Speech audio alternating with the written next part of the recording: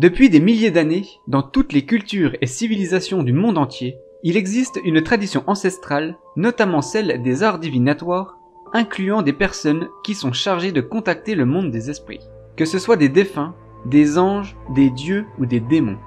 Les oracles grecs, les chamans d'Amérique, les marabouts d'Afrique, tous pratiquaient différents rituels mais pour la même raison. Communiquer avec le monde des morts, mais également avec un esprit considéré comme étant tout-puissant et supérieur à l'homme, Dieu. Selon un anthropologue du nom de David Prado, il affirme que l'homme s'est interrogé sur l'après-vie, développant donc l'idée d'une énigme existentielle d'un au-delà à partir du moment où il prit conscience de sa finitude. Pour de nombreux archéologues, cette croyance serait observable à l'époque des hommes de Kafsay, cela remonterait à plus de 100 000 ans.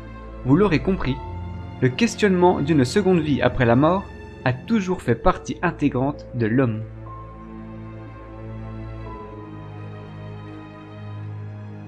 Au milieu du 19e siècle, à Hydesville, dans l'état de New York aux États-Unis, vivait un pasteur du nom de David Fox et ses 3 filles, Kate, Leah et Margaret. La famille habitait une petite ferme réputée pour y être hantée. Tout commença le 31 mars 1848, lorsque Kate et Margaret font part d'un étrange phénomène à leur père. Elles prétendent qu'un esprit tente d'entrer en contact avec elles par l'intermédiaire de coups frappés dans les murs.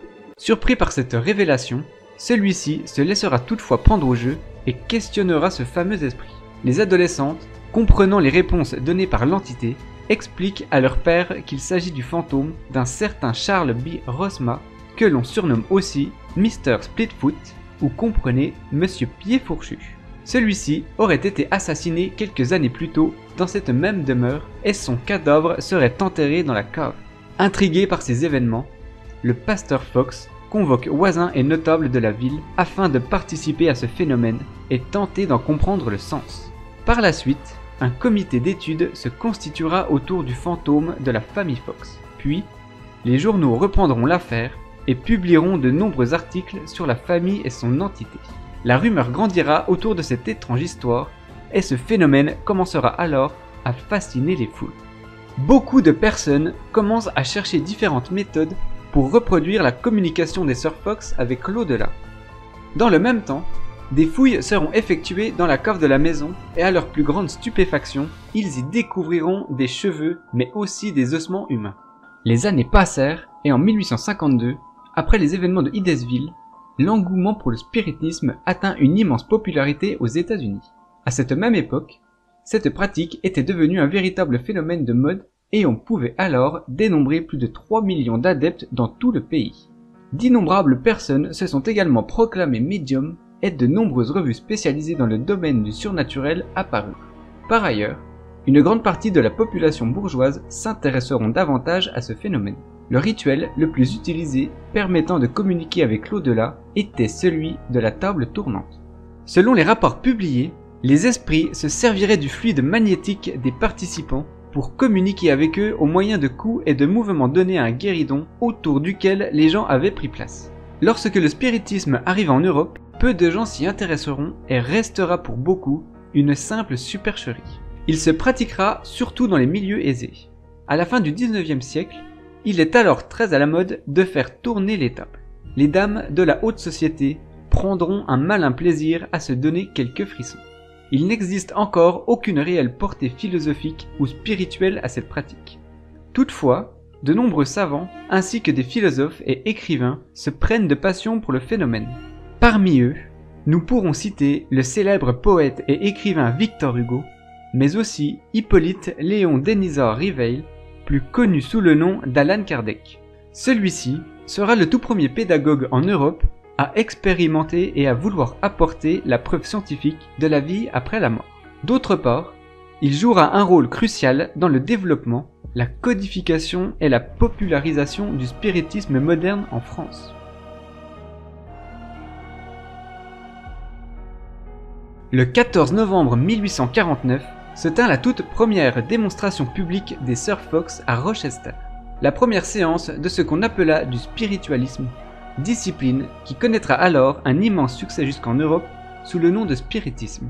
Face à ce succès inattendu mais profitable, les sœurs commencent à donner des audiences privées chez elles. Peu de temps après, la famille Fox quittera leur petite ferme d'Idesville pour aller s'installer dans une somptueuse maison à Rochester. Dans le même temps, Leah Fox, l'une des sœurs, décida d'y installer un cabinet de consultation spiritualiste et grâce aux revenus générés, toute la famille prospéra. Une fois cette mode lancée, Margaret et Kate parcoururent les États-Unis et le Canada, mais aussi la Grande-Bretagne, afin de montrer leurs dons médiumniques au plus grand nombre. C'était la gloire et leur fortune était faite. Puis, entre 1871 et 1874, à la demande de William Crook, président du Centre de recherche sur les manifestations paranormales en Angleterre, Kate fut invitée pour étudier son incroyable don de médiumnité. Elle rencontrera par la même occasion son futur époux, un avocat du nom de Henry Jacken, avec qui elle aura 2 fils. Mais en 1885, alors que le spiritisme était en train de décliner, de nombreuses suspicions concernant l'honnêteté des sœurs Fox éclata au grand jour et l'affaire fut prise très au sérieux. Les 3 sœurs furent appelées à témoigner et à prouver leurs compétences devant une commission à New York. Elles passeront un test, mais toutes 3 échoueront lamentablement. Par la suite, Kate Fox perdra son mari des suites d'un accident vasculaire cérébral. La descente aux enfers ne faisait que commencer.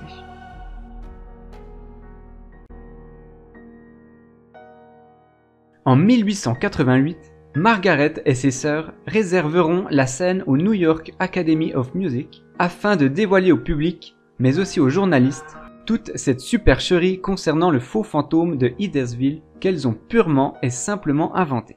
Par la suite, Margaret avouera dans un ouvrage que toute cette histoire de fantôme avait été orchestrée par leur grande sœur.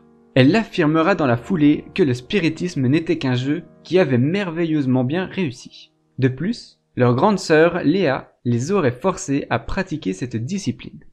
À la suite de ces révélations, un impresario organisera une réunion publique au cours de laquelle Kate et Margaret montrèrent comment elles procédaient pour produire tous les raps possibles simplement en jouant avec leur bouche, leurs talons et leurs orteils. L'année suivante, sermonnée par la famille qui avait peur de perdre toute leur fortune, Margaret revint sur ses déclarations. Puis, ce fut au tour de Kate de se rétracter contre un peu d'argent car n'ayant plus aucune ressource, elle était tombée dans l'alcoolisme et la misère. Aussi, malgré les critiques, les quolibets, les démentis, les enquêtes contradictoires, le mouvement spirit prospérait et ne pouvait plus être stoppé. L'étrange monde du paranormal que nous connaissons tous venait d'être créé.